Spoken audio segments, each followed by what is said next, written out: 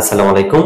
সবাইকে নতুন ভিডিওতে স্বাগতম। প্রিয় বন্ধুরা, এই ভিডিওতে আজকে যে বিষয়টা নিয়ে কথা বলবো এবং যে দেশটি নিয়ে কথা বলবো সেই দেশটির নাম হলো মালয়েশিয়া। মালয়েশিয়া বর্তমান আপডেট নিয়ে আলোচনা করব এই ভিডিওতে।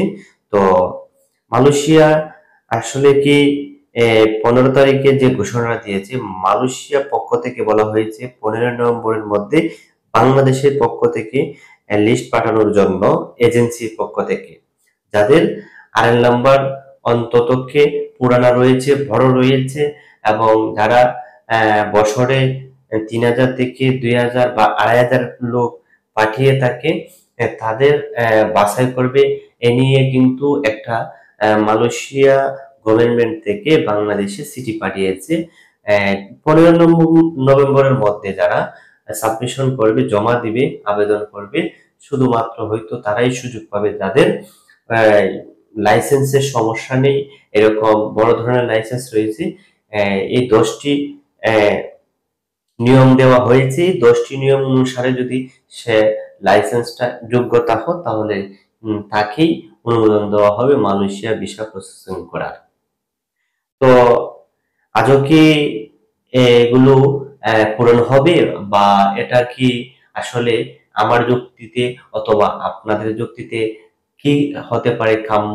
আসলে কি মালয়েশিয়া ওদের যে একটা চিঠি পাঠিয়েছে, ওই চিঠির যে মূল 10টা রয়েছে, কথা রয়েছে তাদের, যে তাদের যে ওই আবেদন পূরণ করতে হবে তাদের এই ভিত্তিতে, আসলে কি আমরা বাংলাদেশের এজেন্সিগুলো এগুলো কি পূরণ করতে পারবে কিনা, এটা আসলে কোনোভাবেই সম্ভব না। এটা আমার পক্ষ থেকে বলতেছি, কোনোভাবেই সম্ভব না। হয়তো আপনারা অনেকে ভাবতে পারেন সম্ভব, কিন্তু আমি বলতেছি কোনোভাবেই সম্ভব না।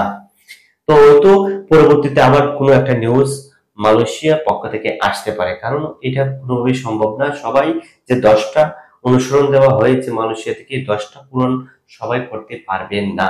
তো অথচ সিন্ডিকেট থাকবেই। সিন্ডিকেট ভাঙার জন্য আমরা কিন্তু অনেক চেষ্টা করতেছি।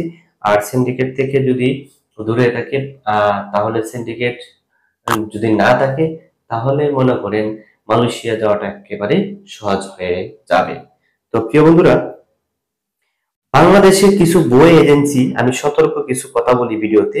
বাংলাদেশের কিছু ভুয়া এজেন্সি পাবলিক কে মেডিকেল ডেট ঘোষণা দিচ্ছে আর পাসপোর্ট কালেকশন করছে বিবেচনা আপনার কাছে। 15 নম্বর লিস্ট জমা দেওয়ার পর মালয়েশিয়া পক্ষ থেকে যাচাই বাছাই করবে, তারপর অনুমোদন দিবে কোন এজেন্সি কাজ করবে।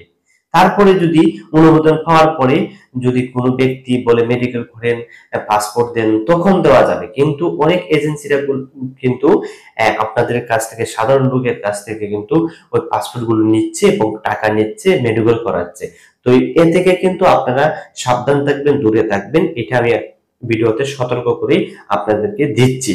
দেখেন, আমরা একটা আরএল যুক্ত এজেন্সি, আমরাও কিন্তু আপনাদেরকে বলতে পারতাম যে পাসপোর্ট দেন, বই দেন, টাকা জমা দেন, ভিসা আমরা দিয়ে দিব। এই ধরনের কথা কিন্তু আমি বলি না, কোনো সময় বলবো না, এখনো বলি নাই। ঠিক আছে? তো এক্ষেত্রে আমরা তখনই বলবো যখন সাকসেস হয়ে যাবে, আমরা ভিসা পাবো, আমরা ভিসা আমাদের হাতের মুঠো আনবো, তখন আপনাদেরকে নির্দেশ দেবো যে আপনারা মেডিকেল করেন, পাসপোর্ট জমা করেন। তো প্রিয় বন্ধুরা, সেটা অবশ্যই সময় সাপেক্ষ বিষয় বলে দিবে। তাহলে নভেম্বরে যারা মেডিকেল করানোর ঘোষণা দেয়, তারা এই বিষয়ে অজ্ঞ।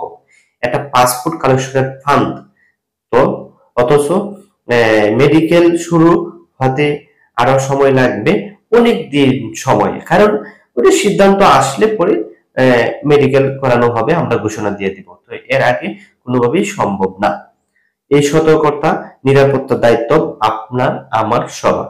যারা সততা নিয়ে ব্যবসা করে তারা কিন্তু সতর্ক করে দিবে, এবং যারা আহ, সতর্ক হওয়ার জন্য আপনারা বিভিন্ন ফেসবুক, ইউটিউবে ভিডিওগুলো দেখেন, আপনারা ভালো ইউটিউবারের এবং ভালো ফেসবুকারে যারা ব্লগ করে, যাদেরকে বেশি ভালোবাসেন, যাদের আপনার বিশ্বাস রয়েছে, তাদের যে ভিডিওগুলো, তাদের ভিডিওগুলো দেখে আপনারা সতর্ক হয়ে থাকবেন।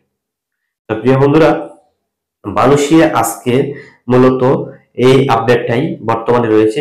তবে এই 15 নভেম্বরের পরে আবার কোনো একটা নিউজ আসতে পারে, পরে বোঝা যাবে যে আসলে মালয়েশিয়া কাজটা কতটুকু আগেছে কলিং ভিসা, এবং কবে পরে বলতে পারবো যে আসলে 15 নভেম্বরের পরে আমরা আপনাদেরকে বলতে পারবো যে চিঠিটা আসবে আবার একটা।